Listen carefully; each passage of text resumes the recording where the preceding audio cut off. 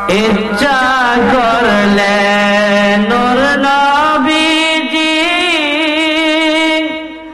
তাকতে পারতেন আরশে,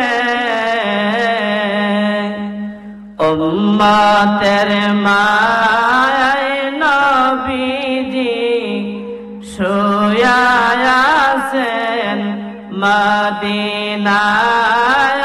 আল্লাহুম্মা সাল্লি সাইয়্যিদিনা মুহাম্মাদ ওয়া আলা আলি সাইয়্যিদিনা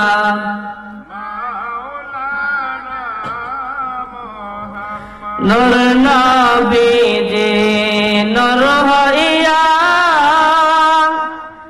আসলেন মানব সুরতে, নূর নবীজি নূর হইয়া আসলেন মানব সুরতে, তাই তো তাহার ছিল না ছায়া চন্দ্র সূর্যের আলোতে। আল্লাহুম্মা সাল্লি আলা মাওলানা মুহাম্মাদ ওয়া আলা আলি সাইয়্যিদিনা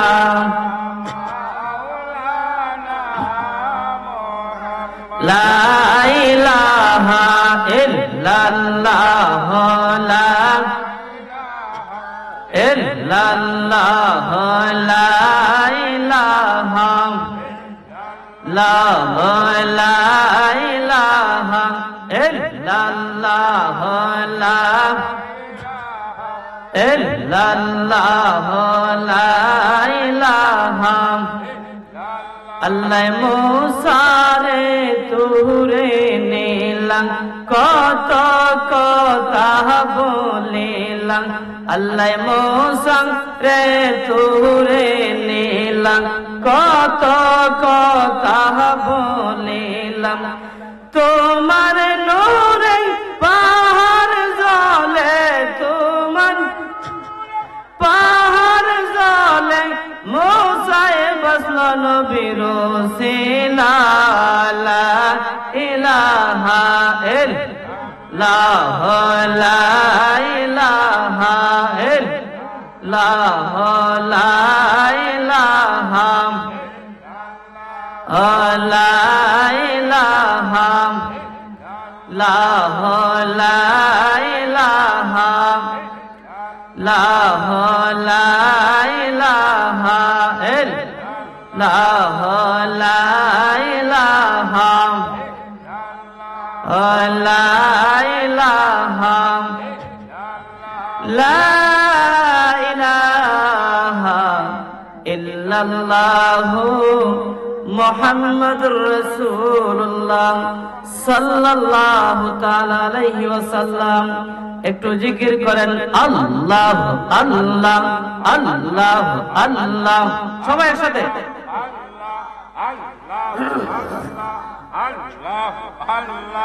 আল্লাহ আল্লাহ আল্লাহ আল্লাহ আল্লাহ আল্লাহ আল্লাহ আল্লাহ আল্লাহ আল্লাহ। ও পাক সুবহান কে পারে বুঝিতে তোমার শান।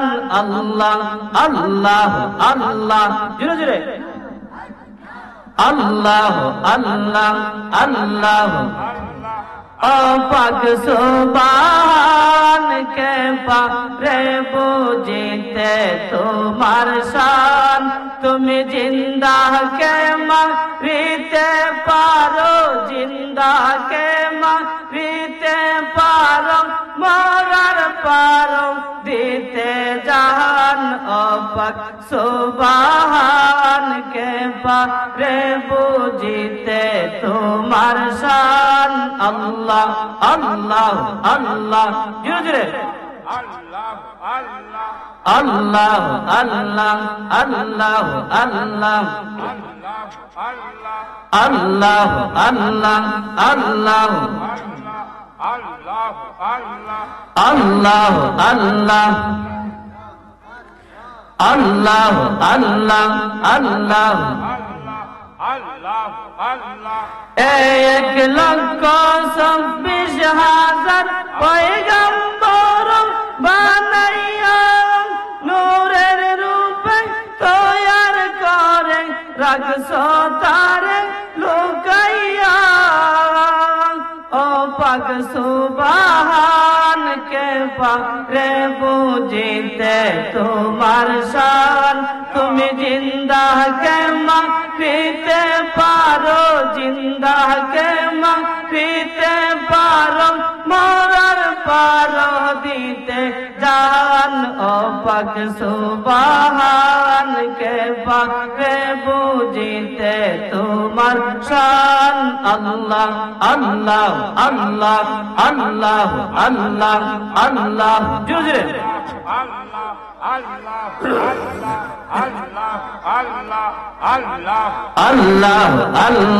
আল্লাহ আল্লাহ আল্লাহ লা ইলাহা ইল্লাল্লাহ মুহাম্মাদুর রাসূলুল্লাহ সাল্লাল্লাহু তাআলা আলাইহি ওয়াসাল্লাম। মকরমপুর পূর্বপাড়া গাউসুল আজম সুন্নি যুব সংঘের উদ্যোগে ও মুর্দাগণের স্মরণে 8ম বার্ষিক সুন্নি মহাসম্মেলন, উক্ত সুন্নি মহাসম্মেলনের সভাপতি সহসভাপতি প্রধান অতিথি বিশেষ অতিথি আজকের মাহফিলের উপস্থিত মুরব্বিয়ানে কেরাম যুবক ভাইয়েরা সকলের প্রতি আমার সালাম, আসসালামু আলাইকুম ওয়া রাহমাতুল্লাহ।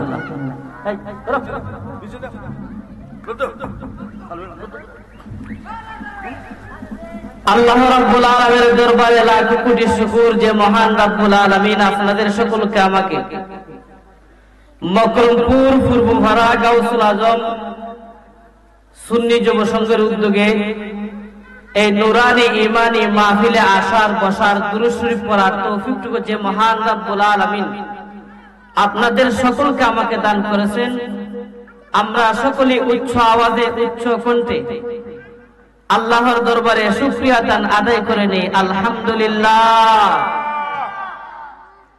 মহান রাব্বুল আলামিনের দরবারে লাখ কোটি শুকর, যিনি সমস্ত কুল কায়নাতের মালিক রব্বুল আলামিন আপনাদের সকলকে আমাকে হায়াত বাড়িয়ে দিয়ে এই নুরানি ইমানি মাহফিলে আসার বসার তৌফিক দিয়েছেন।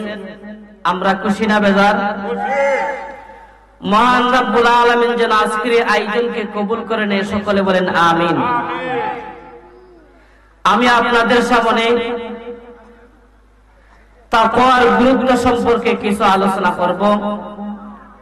আল্লাহ রাব্বুল আলামিন যেন আমাকে এই বিষয়ে আলোচনা করার, আপনাদেরকে মনোযোগ দিয়ে শোনার, বোঝার, বুঝে শুনে আমল করার তৌফিক যেন আল্লাহ পাক দান করেন, সকলে বলেন আমিন। আল্লাহ রাব্বুল আলামিন আপনাদের সকলকে আমাকে মায়া করে মোহাব্বত করে পৃথিবীতে পাঠিয়েছেন আল্লাহর ইবাদত করার জন্য। হায়াতের মালিক হচ্ছেন আল্লাহ, রিজিকের মালিক আল্লাহ, ঠিক না? আপনার আমার মালিক কে? আল্লাহ। আল্লাহ রাব্বুল আলামিন আপনাদেরকে আমাকে এই পৃথিবীতে পাঠিয়েছেন আল্লাহর বিধান মানার জন্য এবং রাসূলের সুন্নত তরিকা অনুযায়ী চলার জন্য। রাসূল বলেছেন, হে আমার সাহাবায়ে কেরাম, আমি এই দুনিয়াতে থাকবো না, ইন্তেকাল করব। আমি তোমাদের মাঝে দুইটা জিনিস শিখে যাচ্ছি, একটা হচ্ছে কোরআন আর একটি হচ্ছে আমি রাসূলের সুন্নাহ। কোরআন এবং সুন্নাহকে যদি তোমরা আঁকড়ে ধরো, মজবুত করে ধরতে পারো, তাহলে তোমরা কখনো পথভ্রষ্ট হবে না। ঘোষণা থাক। তাহলে কোরআন সুন্নাহ অনুযায়ী আমাদের জীবন পরিচালিত করার দরকার আছে না নাই? আছে। আল্লাহকে ভয় করতে হবে, আল্লাহর ইবাদত করতে হবে, আল্লাহর বিধান মানতে হবে, ঠিক কিনা? আল্লাহকে যে ব্যক্তি ভয় করবে ওই ব্যক্তি কখনো নামাজ ছাড়বে না। যে ব্যক্তি আল্লাহকে ভয় করবে সে কখনো রোজা ছাড়বে না, সে কখনো অন্যায় কাজ করবে না। ভয় করতে হবে কাকে? আল্লাহকে। আমাদের কর্ম ফল জীবনের শুরু থেকে শেষ পর্যন্ত এই দুনিয়ার জিন্দেগিতে যা কিছু আমরা করি সব কিছুর হিসাব আল্লাহর দরবারে দিতে হবে, ঠিক কিনা? আমরা যদি অন্যায় কাজ করি, অপরাধ করি, সেটারও হিসাব আল্লাহর দরবারে দিতে হবে।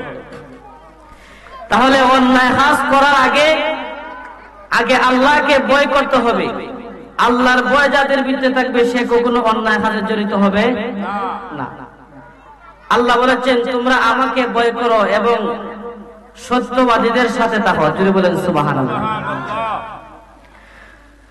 আল্লাহ রাব্বুল আলামিন কুরআনুল কারীমের মধ্যে ঘোষণা করে দিয়েছেন, ইয়া আইয়ুহাল্লাযীনা আমানুত্তাকুল্লাহা ওয়া কুনু মা'আস সাদিকিন। আল্লাহ বলেন ইয়া আইয়ুহাল্লাযীনা আমানু, হে ঈমানদারগণ। আল্লাহ রাব্বুল আলামিন ঈমানদারদেরকে বলেন, হে ঈমানদারগণ, ইত্তাকুল্লাহ, তোমরা আল্লাহকে ভয় করো। আল্লাহ ঈমানদারদেরকে ডেকে বলেন তোমরা আমাকে ভয় করো। আল্লাহ কোন কাফেরকে বলে নাই, কোন বেঈমানকে বলে নাই, কোন মুশরিকদেরকে বলে নাই, কোন মুনাফিকদেরকে আল্লাহ বলে নাই। আল্লাহ বলেন ঈমানদারদেরকে বলেন, হে ঈমানদারগণ তোমরা আমাকে ভয় করো। কাকে? আল্লাহকে। আল্লাহ কাদেরকে ডেকে বলেন? ঈমানদারদেরকে বলেন, হে ঈমানদারগণ, হে মুমিনগণ তোমরা আমাকে ভয় করো। ওয়া কুনু মা'আস সাদিকিন, এবং সত্যবাদীদের সঙ্গী হয়ে যাও। জোরে বলেন সুবহানাল্লাহ। আল্লাহ ঈমানদারদেরকে বলছেন তোমরা আমাকে ভয় করো এবং সত্যবাদীদের সাথী হও, সঙ্গী হয়ে যাও। জোরে বলেন সুবহানাল্লাহ। তাহলে ভয় করতে হবে কাকে? আল্লাহকে।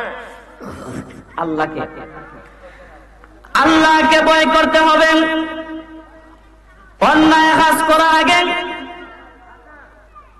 আল্লাহকে ভয় করতে হবে। অন্যায় কাজ করার আগে নিজে স্মরণ রাখতে হবে যে আমি একটা অন্যায় কাজ করতাম, দুনিয়ার কোনো মানুষ যদি নাও জানে কিন্তু আল্লাহ দেখে, ঠিক কিনা? আমি একটা অন্যায় কাজ করতে হলে দুনিয়ার কোনো মানুষ যদি আমার এই অপরাধের কথা নাও জানে কিন্তু স্বয়ং রাব্বুল আলামিন জানেন, যার ভিতরে আল্লাহর ভয় থাকবে সে কখনো অন্যায় কাজে জড়িত হবে না। সে কখনো অন্যায় কাজে জড়িত হবে না। রাসূল সাল্লাল্লাহু তাআলা আলাইহি ওয়াসাল্লাম বিদায় হজের ভাষণের খুতবায় বলে দিয়েছেন, হে আমার সাহাবায়ে কেরাম শুনো, তোমরা আল্লাহকে ভয় করো, 5 ওয়াক্ত নামাজ পড়ো। তোমরা আল্লাহকে ভয় করো, 5 ওয়াক্ত নামাজ পড়ো, রমজান মাসে রোজা রাখো, যাদের উপর যাকাত ফরজ হয়েছে যাকাত আদায় করো, এবং তোমরা তোমাদের শাসন বর্গের কথা মান্য করে চলো, তাহলে তোমরা তোমাদের রবের জান্নাতে প্রবেশ করতে পারবে। তোমরা আল্লাহকে ভয় করো, 5 ওয়াক্ত নামাজ পড়ো, রমজান মাসে রোজা রাখো, যাদের উপর যাকাত করেছে যাকাত আদায় করো, তোমাদের শাসন বর্গের কথা যদি মানো তাহলে তোমরা তোমাদের রবের জান্নাতে প্রবেশ করতে পারবে। জুড়ে বলেন সুবহানাল্লাহ। আমরা আল্লাহর জান্নাতে যাইতে চাই কি চাই না? জান্নাত আল্লাহ বানাইছেন আল্লাহর বান্দাদের জন্য, মুমিন বান্দাদের জন্য, ঠিক না? তাহলে জান্নাতে যাইতে হলে আল্লাহকে ভয় করতে হবে, 5 ওয়াক্ত নামাজ পড়তে হবে, ঠিক কিনা? কারণ যারা আল্লাহকে ভয় করে, পরহেজগার মুত্তাকি যারা, তারা কখনো নামাজ ছাড়ে না, ঠিক না?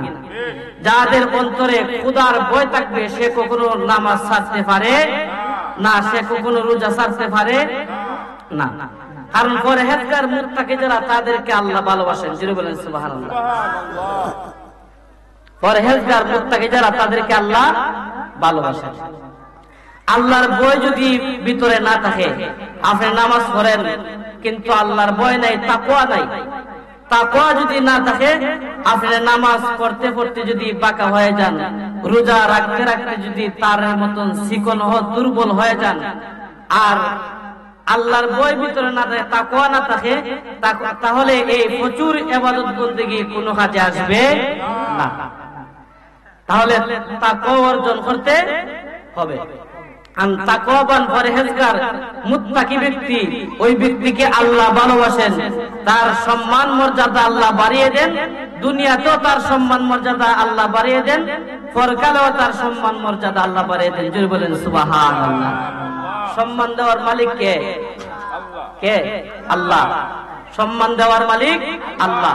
আল্লাহ তার বান্দা, যে বান্দাকে আল্লাহ ভালোবাসে, আল্লাহ যদি আল্লাহর কোন বান্দাকে ভালোবাসে, আল্লাহ জিবরাইল আলাইহিস সালামকে বলেন, হে জিবরাইল, আমি আমার অমুক বান্দাকে ভালোবাসি, তুমিও তাকে ভালোবাসো। জোরে বলেন সুবহানাল্লাহ।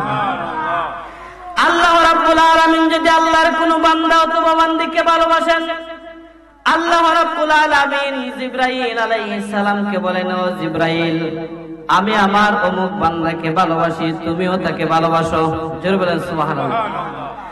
আমি আমার অমুক বান্দাকে ভালোবাসি, মহব্বত করি, তুমিও তাকে ভালোবাসো।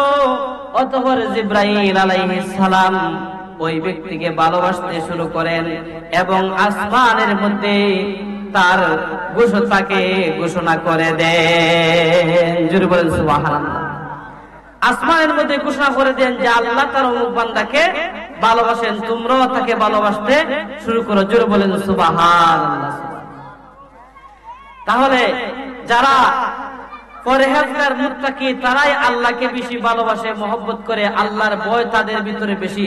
আমরা পরহেজগার মুত্তাকি হতে হলে আল্লাহকে ভয় করতে হবে, পাঁচ ওয়াক্ত নামাজ পড়তে হবে, অন্যায় অশ্লীল কাজ থেকে বিরত থাকতে হবে, ঠিক না? অন্যায় কাজ, কখনো অশ্লীল কাজ করা যাবে না। কোন তাকওয়াবান পরহেজগার মুত্তাকি ব্যক্তি অন্যায় অশ্লীল কাজ করতে পারে না, সে কখনো অন্যায় কাজে জড়িত হবে না। হযরত আব্দুল্লাহ ইবনে আব্বাস রাদিয়াল্লাহু তাআলা আনহু বলেন, দুনিয়ার জমিনে যাদের ধন সম্পদ বেশি, তার সম্মান মর্যাদা দুনিয়ার জমিনে বেশি, ঠিক কিনা? যার টাকা পয়সা আছে, 4 তলা 5 তলা বিল্ডিং এর মালিক, দুনিয়ার জমিনে, দুনিয়ার মধ্যে তার সম্মান মর্যাদা বেশি, ঠিক না? যার 100 এর জায়গা আছে, ছেলে লন্ডন আছে, আমেরিকা আছে, মসজিদে আগর খাতর তাই তা কই, ঠিক না? লক্ষ লক্ষ কোটি কোটি টাকার মালিক হইছেন, মসজিদে আগের খাতরে তাই তা কই, কারণ তার সম্মানী ব্যক্তি, টাকা পয়সা বেশি, ঠিক না? তারে মানুষ সম্মান মর্যাদা বেশি দেয়। কিন্তু মানুষ ফলো করে না, খেয়াল করে না যে তাই দিয়ে এত বড় কোটি কোটি টাকার মালিক হয়েছেন, হারাম পথে ইনকাম করে লক্ষ লক্ষ কোটি টাকার মালিক হয়েছেন, নাকি হারাম পথে ইনকাম করে লক্ষ লক্ষ কোটি টাকার মালিক হয়েছেন, সেটা কেউ দেখে না। কারণ দুনিয়ার জমিনে তার সম্মান মর্যাদা বেশি দেয়, তার সম্পদ বেশি থাকার কারণে। কিন্তু আল্লাহর কাছে, আল্লাহ রাব্বুল আলামিনের কাছে ওই ব্যক্তির সম্মান মর্যাদা বেশি, যে ব্যক্তি পরহেজগার এবং মুত্তাকি, যার ভিতরে আল্লাহর ভয় আছে, যে ব্যক্তি আল্লাহকে ভয় করে, 5 ওয়াক্ত নামাজ পড়ে, অন্যায় অশ্লীল কাজ থেকে বিরত থাকে, আল্লাহর বিধান মানে, ওই ব্যক্তির সম্মান মর্যাদা আল্লাহ বাড়িয়ে দেয়। আল্লাহর কাছেও তার সম্মান মর্যাদা বেশি, দুনিয়াতেও তার সম্মান মর্যাদা বাড়িয়ে দেন কে? আল্লাহ বাড়িয়ে দিতে পারে কি পারে না? আল্লাহ রাব্বুল আলামিনকে ভয় করেছেন সাহাবায়ে কেরাম, তারা ছিলেন তাকওয়াবান পরহেজগার মুত্তাকি। নবীজির একজন সাহাবী হযরত বেলাল রাদিয়াল্লাহু তাআলা আনহু, উনি অত্যন্ত পরহেজগার মুত্তাকি, নবীজির একজন সাহাবী, আদরের সাহাবী বেলাল, উনি বড় তাকওয়াবান এবং পরহেজগার ছিলেন। আল্লাহর নবী রাহমাতাল লিল আলামিন যখন মেরাজ থেকে আসলেন, আসার পরে বেলালকে বললেন, বেলাল, ও বেলাল, আমি যখন জান্নাত ভ্রমণ করছিলাম তখন আমি তোমার পায়ের শব্দ শুনেছি রে বেলাল, তুমি কি এমন ভালো আমল করো? আল্লাহর নবী রাহমাতাল লিল আলামিন বলেন, হে বেলাল, আমি যখন জান্নাত ভ্রমণ করতেছিলাম তখন আমি তোমার পায়ের শব্দ শুনেছি জান্নাতের মধ্যে। তুমি কি এমন ভালো আমল করো রে বেলাল, যার কারণে তোমার সম্মান মর্যাদা আল্লাহ বাড়িয়ে দিয়েছেন? জোরে বলেন সুবহানাল্লাহ। হযরত বেলাল রাদিয়াল্লাহু তাআলা আনহু বলেন, ইয়া রাসূলুল্লাহ, ইয়া হাবিবাল্লাহ, নবী গো, ওগো আল্লাহর নবী রাহমাতাল লিল আলামিন, আমি আল্লাহকে ভালোবাসি, আল্লাহকে ভয় করি এবং আপনি রাসূলকে ভালোবাসি, মহব্বত করি গো নবী। আমার তেমন কোনো আমল নাই। আমি যখন ওযু করি তখন 2 রাকাত তাহিয়াতুল উযু নামাজ আদায় করি। জোরে বলেন সুবহানাল্লাহ। আমি যখন ওযু করে নেই তখন 2 রাকাত তাহিয়াতুল উযু নামাজ আদায় করে নেই। আল্লাহর নবী রাহমাতাল লিল আলামিন হযরত বেলালকে বললেন, হে বেলাল, তুমি আমলটার কখনো ছাড়বে না। ওই আমলের দ্বারাই তুমি জান্নাত পর্যন্ত পৌঁছে গিয়েছো। জোরে বলেন সুবহানাল্লাহ। তুমি আমল আর কখনো ছাড়বে না। ওই আমলের দ্বারাই আল্লাহ তোমারে ওই জান্নাত পর্যন্ত পৌঁছায় দিয়েছেন। জোরে বলেন সুবহানাল্লাহ। বেলাল রাদিয়াল্লাহু তাআলা একজন কৃষ্ণবর্ণ কালো সাহাবী ছিলেন, কিন্তু আল্লাহর কাছে অত্যন্ত মর্যাদাবান, সম্মান তার বেশি ছিল, ঠিক কিনা? সে আজান দিতেন, তার আজান আর সে আজিম পর্যন্ত পৌঁছতো। জোরে বলেন সুবহানাল্লাহ। এমন তাকওয়াবান এবং পরহেজগার ছিলেন। জোরে বলেন সুবহানাল্লাহ। এজন্য আল্লাহ বলেছেন, ইয়া আইয়ুহাল্লাযীনা আমানু, হে ঈমানদারগণ, ইয়া আইয়ুহাল্লাযীনা আমানু তাকুল্লাহ, হে ঈমানদারগণ, তোমরা আল্লাহকে ভয় করো। জোরে বলেন সুবহানাল্লাহ। ওয়া কুনু মা'আস সাদিকিন, তোমরা সত্যবাদীদের সাথে থাকো, নেককার মুত্তাকি বান্দাদের সঙ্গী হয়ে যাও। জোরে বলেন সুবহানাল্লাহ। নেককার বান্দাদের সঙ্গী হওয়ার দরকার আছে না নাই? সাহাবায়ে কেরাম অত্যন্ত তাকওয়াবান পরহেজগার ছিলেন। আল্লাহর ওলি যারা নেককার বান্দা তারাও পরহেজগার মুত্তাকি ছিলেন। আমাদের মাযহাবের ইমামরাও অত্যন্ত মুত্তাকি পরহেজগার ছিলেন এবং তারা আল্লাহর ওলি ছিলেন, ঠিক কিনা? আমাদের মাযহাবের ইমাম তাকওয়া কাকে বলে শুনুন। আল্লাহর ভয় তাদের ভিতরে কেমন ছিল, তারা কিভাবে আল্লাহকে ভয় করতেন, তারা কিরকম তাকওয়াবান ছিলেন। আমাদের মাযহাবের ইমাম ইমামে আজম আবু হানিফা রাহমাতুল্লাহি তাআলা আলাইহি, উনি কাফরের ব্যবসা করতেন। উনি একবার ওনার শরীকদারকে বললেন, একটা কাপড় আছে ত্রুটিযুক্ত, ওই কাপড়টা বিক্রি করার সময় ত্রুটিটা উল্লেখ করে বিক্রি করবেন। ইমাম আজম আবু হানিফা বললেন যে একটা কাপড় আছে ত্রুটিযুক্ত, ওই কাপড়টা বিক্রি করার সময় ত্রুটিটা উল্লেখ করে বিক্রি করবে এবং যত টাকা মূল্য আছে এর চাইতে কিছু পরিমাণ টাকা কম রাখবেন। ইমাম আজম আবু হানিফা রাহমাতুল্লাহি তাআলা আলাইহি উনি যখন ওনার শরীকদারকে বললেন, বলার পরে সারাদিন যখন বেচা কিনা হলো, সারাদিন ব্যবসা করার পরে যখন টাকা পয়সা হিসাব করলেন, হিসাবের পরে উনি ওনার শরীকদারকে জিজ্ঞাসা করলেন, আমি যে তোমাকে বলেছিলাম একটা কাপড় ত্রুটিযুক্ত ছিল, ওই কাপড় বিক্রি করার সময় ত্রুটি উল্লেখ করছিলে কিনা? ওই কাপড়ের মূল্য যা ছিল এর চাইতে কিছু পরিমাণ টাকা কম রাখছো কিনা? শরীকদার বললেন, ওই কাপড় আমি বিক্রি করে দিয়েছি এবং কার কাছে বিক্রি করছি সেটা আমার মনে নাই এবং ত্রুটিটা উল্লেখ করতেও আমার মনে নাই এবং কাপড়ের যতটুকু মূল্য ততটুকু মূল্য অনুযায়ী আমি বিক্রি করে দিয়েছি। কার কাছে কাপড় বিক্রি করছে সেটা আমার স্মরণ নাই। কাপড় বিক্রি করে দিয়েছি উপযুক্ত মূল্যে, কিন্তু আমার স্মরণ নাই কার কাছে আমি বিক্রি করছি। ইমাম আজম আবু হানিফা দেখেন কেমন তাকওয়াবান। উনি সারাদিন যা কিছু ব্যবসা করে বিক্রি হয়েছিল, যত টাকা হয়েছিল, সবগুলা টাকা আল্লাহর রাস্তায় সদকা করে দিলেন। তৎকালীন সময়ের একদিনের বেচা কিনা হয়েছিল 30,000 দিরহাম। বলেন সুবহানাল্লাহ। ইমাম আযম আবু হানিফা রাহমাতুল্লাহি তাআলা আলাইহি মনে মনে ভাবলেন, একটা কাপড় ছিল ত্রুটিযুক্ত, আল্লাহ রাব্বুল আলামিন যদি কিয়ামতের ময়দানে আমাকে জিজ্ঞাসা করেন, হে ইমামে আযম, তুমি তো একজন ইমাম ছিলে, মাযহাবের ইমাম, তোমাকে আমি আল্লাহ বানিয়েছিলাম, তুমি কাপড়ের ব্যবসা করতে, ওই কাপড়টা ছিল ত্রুটিযুক্ত, তুমি ইচ্ছা হলে ত্রুটির বিনিময়ে টাকা কিছু কম রাখতে পারতে, কেন তুমি কম রাখো নাই? উপযুক্ত মূল্য কেন রাখছো? আল্লাহ রাব্বুল আলামিন যদি কিয়ামতের ময়দানে আমাকে এই প্রশ্ন করেন, এই প্রশ্ন যদি করেন, আল্লাহ যদি আমাকে জিজ্ঞাসা করেন, তাহলে আমি আল্লাহর কাছে কি জবাব দিব? এই বয়ে আল্লাহর কাছে উনি কি জবাব দিবেন? এই বয়ে সারাদিন যা কিছু বেচা কিনা হয়েছিল সবগুলা আল্লাহর রাস্তায় দান করে দিলেন। আল্লাহর রাস্তায় দান করে দিলেন। তারা কেমন তাকওয়া এবং পরহেজগার ছিল। আল্লাহ। আর আমাদের তাকওয়া কি? আমার একজন জিজ্ঞাসা করছে, হুজুর, একজনের কাছে ফল ধরছে, এখন আমরা চাইছি তারে একটা ফল দিত খাইবার লাগিয়া, কিন্তু সে দেয় না। এখন কি এই ফলটা চুরি করে খাওয়ান যাই বলি? দেখেন তার ধারণা কি। আর একজনের কাছে ফল ধরছে, এখন এই ফল চাইছিল খাওয়ার জন্য, তার গিয়ে বলছিল আমাকে একটা ফল দেন, কিন্তু সে দেয় না। এই জন্য সে আমার জিজ্ঞাসা করতেছে, এই ফলটা কি চুরি করে খাওয়া যাবে কিনা? একজন যদি তার গাছের ফল আপনাকে দেয় না, আপনি চুরি করে খাইতে পারবেন না। চুরি করে খাওয়ার কোন বিধান আসেনি? কোন বিধান নাই। আমরা কত মানুষের ফল চুরি করে খাই, গাছের ফল, বিভিন্ন ধরনের ফল চুরি করে খাই। খাই রে খাই না? মানুষ খাই না চুরি করে খায়। এখনবার কি জিজ্ঞাসা করছে খার ফলটা খাইলাম? আব্দুল কাদের জিলানীর পিতা আবু সালেহ মুসা জঙ্গি নদীতে বাইসা যায় একটা ফল, উনি একটা ফল একটা লোকমা খাইছিলেন। খাওয়ার পরে উনি চিন্তা করলেন যে আমি যে একটা ফল খাইলাম, এই ফলটা কার গাছের ফল খাইলাম? এই ফলের জন্য যদি কিয়ামতের ময়দানে আল্লাহ আমাকে জিজ্ঞাসা করেন, তাহলে আল্লাহর দরবারে আমি কি জবাব দিব? এই ফলের দাবি মুক্ত করতে গিয়ে উনি 12 বছর চাকরি খাচ্ছেন মালিকের।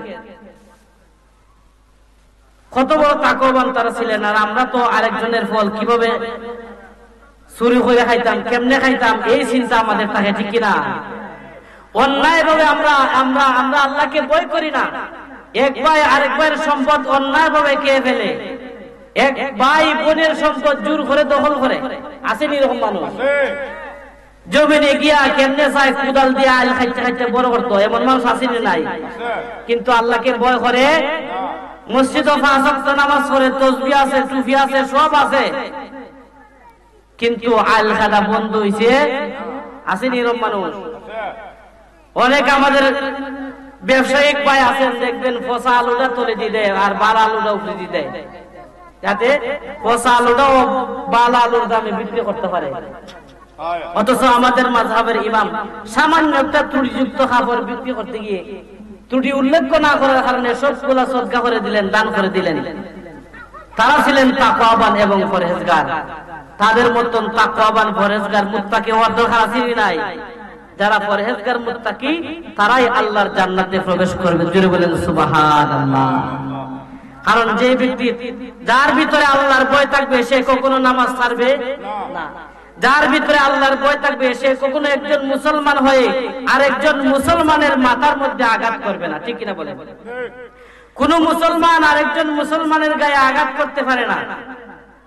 এখন তো দেখা যায় সামান্য 19-20 হইলে লাঠি নিয়ে তার মাথার মধ্যে আক্রমণ করে, করে না?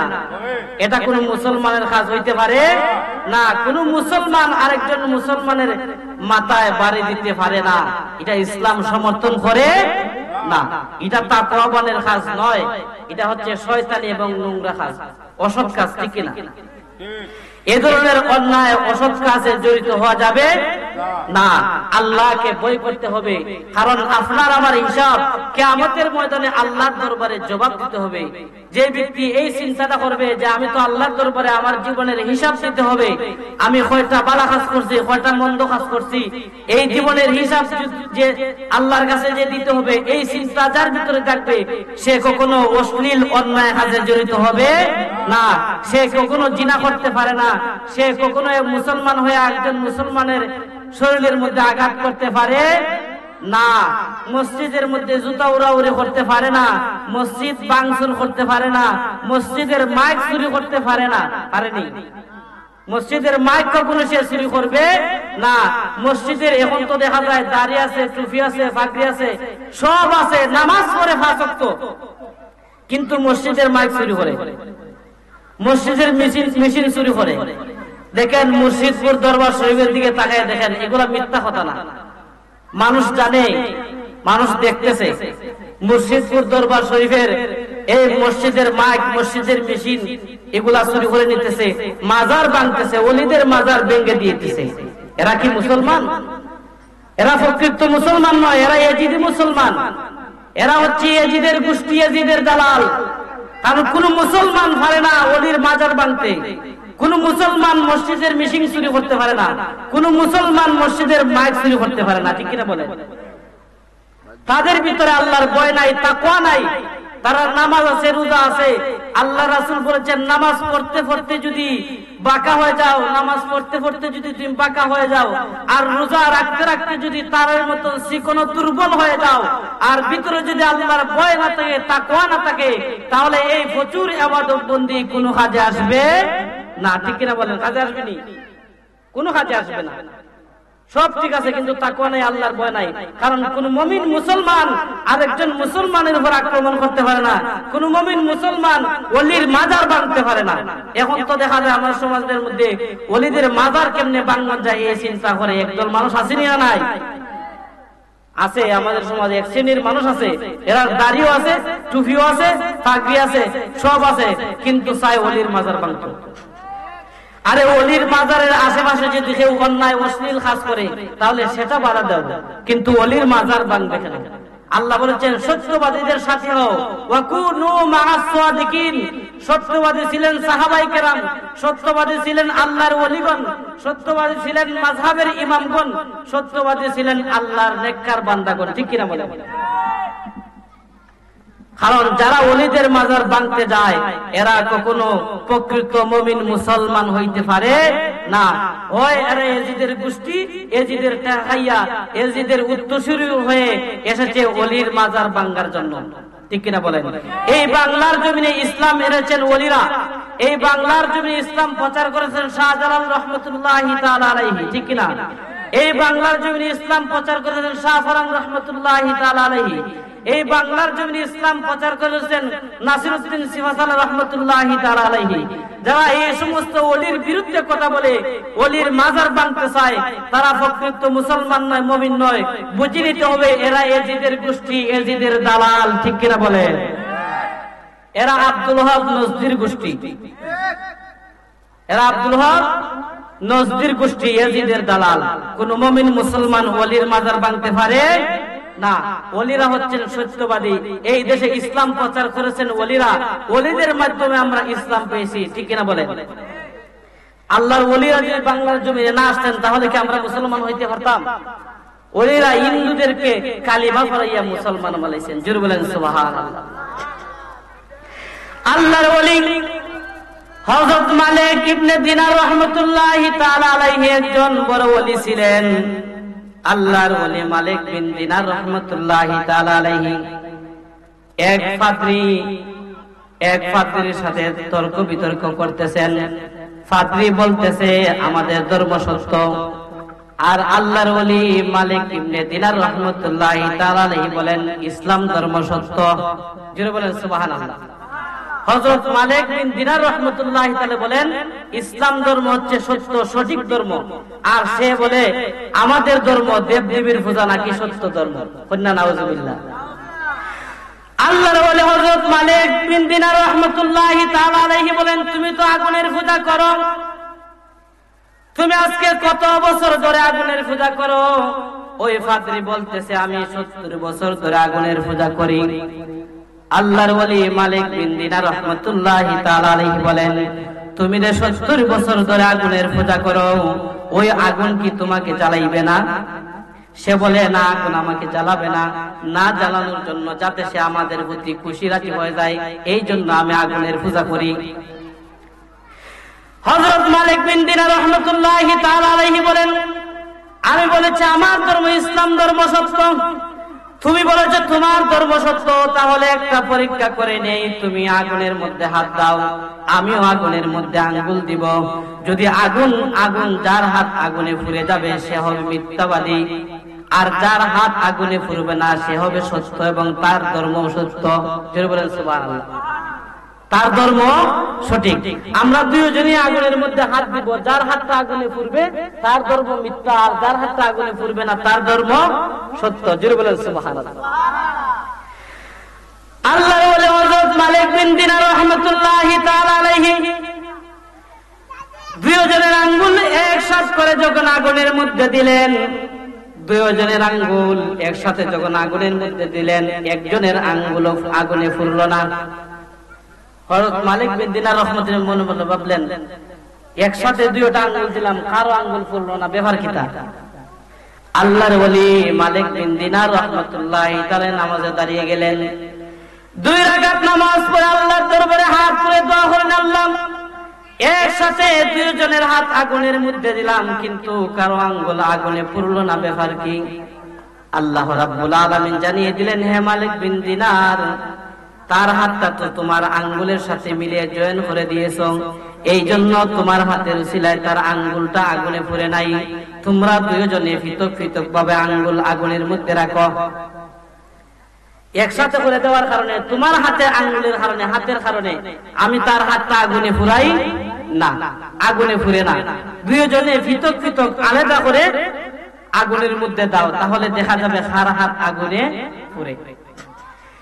এবার মালিক বিন দিনার রাহমাতুল্লাহি তাআলা আলাইহি বললেন, পৃথক ভাবে আঙ্গুল আগুনের মধ্যে দিতে হবে।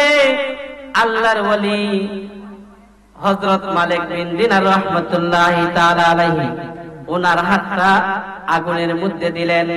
দেখা গেল ওনার হাত, ওনার আঙ্গুলটা আগুনে পুড়ে নাই। জোরে বলেন সুবহানাল্লাহ। ওনার হাতের একটা পশম পর্যন্ত আগুনে পুড়ে না। জোরে বলেন সুবহানাল্লাহ। এবার হযরত মালিক বিন দিনার রাহমাতুল্লাহি তাআলা আলাইহি বললেন, তোমার হাতটা আগুনের মধ্যে দাও। যখন ওই ফাঁকি তার হাতটা আগুনের মধ্যে দিল, সাথে সাথে তার হাতের মধ্যে আগুন ধরে নিল। তখন সে টান্নি ফিরে আনলো। তখন আল্লাহর ওলি হযরত মালিক বিন দিনার রাহমাতুল্লাহি তাআলা বললেন, আমার ধর্ম সত্য, যেহেতু আগুন তোমাকে পুড়িয়ে ফেলেছে, তোমার হাতের মধ্যে আগুন ধরেছে, অতএব তোমার ধর্ম মিথ্যা এবং আমার হাত আগুনে পুড়ে নাই। আমার ধর্ম হলো সত্য ধর্ম। জোরে বলেন সুবহানাল্লাহ। তুমি আজকে 70 বছর ধরে আগুনের পূজা করো, কিন্তু আঙ্গুল দেওয়ার সাথে সাথে তোমার হাতটা পুড়ে গেল, কিন্তু কোনোদিনও আমি আগুনের পূজা করি নাই। আমার হাতটা যখন আগুনের মধ্যে দিলাম, আমার হাতের একটা পশমও আগুন জ্বালাইতে পারে নাই। জোরে বলেন সুবহানাল্লাহ, সুবহানাল্লাহ। তখন ওই ইহুদি হযরত মালিক বিন দিনার রাহমাতুল্লাহি তাআলা আলাইহির হাতে কালিমা পড়ে মুসলমান হয়ে গেল। জোরে বলেন সুবহানাল্লাহ। ইয়া রাসূলুল্লাহ, ইয়া হাবিবাল্লাহ, ইয়া রাসূলুল্লাহ। জোরে জোরে বলেন, ইয়া রাসূলুল্লাহ, ইয়া হাবিবাল্লাহ, ইয়া রাসূলুল্লাহ। আমারি মওত নিদানের কালে তাকিয়ে নবী গো আমার শিয়রে, দেখিব আপনাকে নয়ন ভরে। ইয়া রাসূলুল্লাহ, ইয়া হাবিবাল্লাহ, ইয়া রাসূল, ইয়া হাবিবাল্লাহ, ইয়া রাসূলুল্লাহ। মুনকার নকির আসিয়া সওয়াল করবেন বসায়া, মুনকার নকির আসিয়া সওয়াল করবেন বসায়া, দিয়া গো নবী পর্দায় উঠাইয়া, করিব সালাম কদম দরিয়া।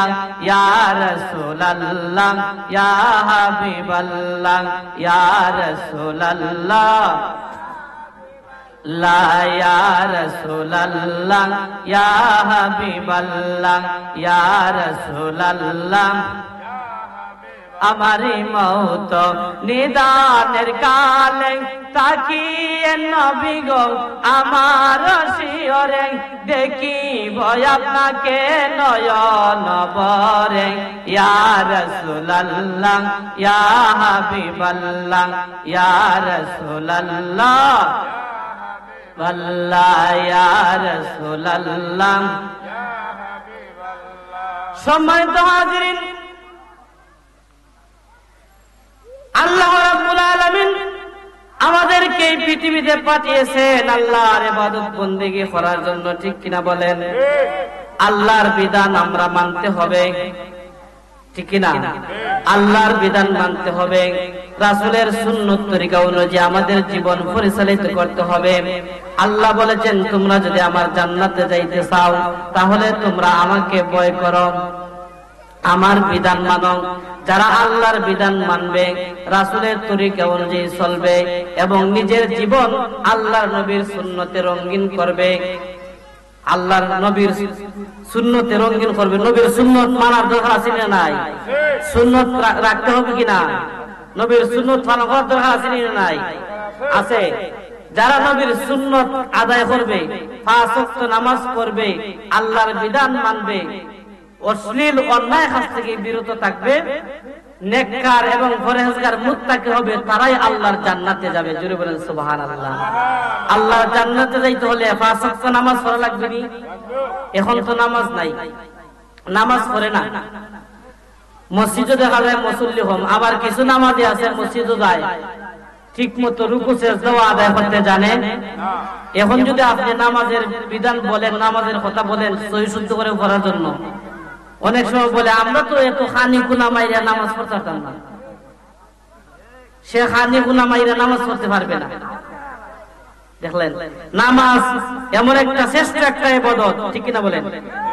আল্লাহ রাসূল সাল্লাল্লাহু তাআলা আলাইহি ওয়াসাল্লাম বিদায় হজের ভাষণে খুতবায় বলে দিয়েছেন, তোমরা আমাকে ভয় করো, 5 ওয়াক্ত নামাজ পড়ো, রমজান মাসে রোজা রাখো, যাদের উপর যাকাত ফরজ হয়েছে যাকাত আদায় করো, তোমরা তোমাদের শাসন বর্গের কথা মান্য করে চলো, তাহলে তোমরা তোমাদের রবের জান্নাতে প্রবেশ করতে পারবে। জোরে বলেন সুবহানাল্লাহ।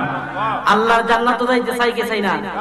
তাহলে নামাজ লাগবে নি, রোজা লাগবে নি, নেক কাজ করার দরকার আছে না নাই? মিথ্যা কথা মাতন যাইব নি, চুগলি করা যাবে নি, সুদ খাওয়া যাবে নি, ঘুষ খাইলে, জিনা করলে আল্লাহর জান্নাতে যাওয়া যাবে? যাওয়া যাবে না। এখন তো আমরা অশ্লীল অন্যায় কাজে জড়িত হয়ে গেছি। অন্যায় কাজ করতে আমরা একটু দ্বিধাদ্বন্দ্ব করি না, আমরা যে অন্যায় কাজ করছি। অতএব আল্লাহকে ভয় করুন। আপনার কোন দিন জানি মালাকুল মউত সামনে এসে উপস্থিত হয়ে যাবে আমরা কেউ জানি না। আজও কালও আমরা দুনিয়া ছাড়তেই হবে, দুনিয়া ছাড়তে হবে। দুনিয়ার পরে আর একটা জগৎ আছে, কবরের জগৎ। আপনি আমি যদি নেক আমল নিয়ে কবরে যাই তাহলে কবরটা হবে জান্নাতের বাগান। সুবহানাল্লাহ। এখন শীতের দিন, ঠান্ডার দিন, যদি বেশি প্রচন্ড ঠান্ডা হয় আমরা লেপ গায়ে দিয়ে কম্বল গায়ে দিয়ে ঘুমাই, কিন্তু এই ঠান্ডার দিনে যদি কোনো আল্লাহর বান্দা অথবা বান্দি মারা যায় তাহলে কি তার কবরের সাথে লেপ গায়ে দিয়ে দেওয়া যাবে? মাটির মধ্যে তাকে রাখতে হবে। আল্লাহর বান্দা যদি নেককার হয়, পরহেজগার হয়, মুত্তাকি হয়, পবিত্র কলব নিয়ে যদি সে কবরে যায় তাহলে তার কবরটা জান্নাতের বাগান হয়ে যাবে। জোরে বলেন সুবহানাল্লাহ। তার কবরটা নূরে আলোকিত হয়ে যাবে, নামাজের নূরে তার কবরটা আলোকিত হয়ে যাবে। জোরে বলেন সুবহানাল্লাহ। পবিত্র কলব নিয়ে কবর যাওয়ার দরকার আছে না নাই? আছে। কারণ এই দুনিয়ার জিন্দেগি ক্ষণস্থায়ী, চিরস্থায়ী নয়। এই দুনিয়াতে আমরা চিরস্থায়ী থাকতে পারবো না। অতএব দুনিয়া দুনিয়া করে কোনো লাভ নাই। দুনিয়ার জমিনে লক্ষ লক্ষ কোটি কোটি টাকার আপনি মালিক হয়েছেন, এর হিসাব আল্লাহর দরবারে আপনি দিতে হবে। হালাল পথে ইনকাম করে কোটি টাকার মালিক হয়েছেন নাকি হারাম পথে ইনকাম করে কোটি টাকার মালিক হয়েছেন, সেটার হিসাব আল্লাহর দরবারে দেওয়া লাগবে না? লাগতো না? লাগবে। অতএব চিন্তা করুন, এখনো সময় আছে। আল্লাহকে ভয় করুন। অন্যায় কাজ করতে গিয়ে আল্লাহকে ভয় করুন, কারণ আপনি অন্যায় কাজের জন্য আল্লাহর দরবারে জবাব দিতে হবে। আপনি যদি তওবা না করে, গুনার জন্য তওবা না করে মারা যান তাহলে কবরটা আপনার আমার জন্য জাহান্নামের গর্ত হয়ে যাবে। সম্মানিত হাজিরিন, সময় শেষ, এশার আযানের সময় হয়ে গেছে। আমি আলোচনা লম্বা করব না। আল্লাহ রাব্বুল আলামিন যেন আপনাদের সকলকে আমাকে 5 ওয়াক্ত নামাজ পড়ার, আমি যে কথাবার্তা বলেছি আমি নিজেও যেন আমল করতে পারি, আপনারা যারা শুনেছেন আপনারা যেন আমল করতে পারেন, সেই তৌফিক যেন আল্লাহ পাক দান করেন। যে যা কিছু আলোচনা করেছি, আল্লাহ যত ধরনের ভুল ভ্রান্তি হয়েছে আল্লাহ রাব্বুল আলামিন যেন আমার ভুল ভ্রান্তি মাফ করে দেয় এবং আমরা সকলে যেন আমল করতে পারি, সেই তৌফিক যেন আল্লাহ পাক দান করেন। সকলে বলেন আমিন। আসসালামু আলাইকুম ওয়া রাহমাতুল্লাহ।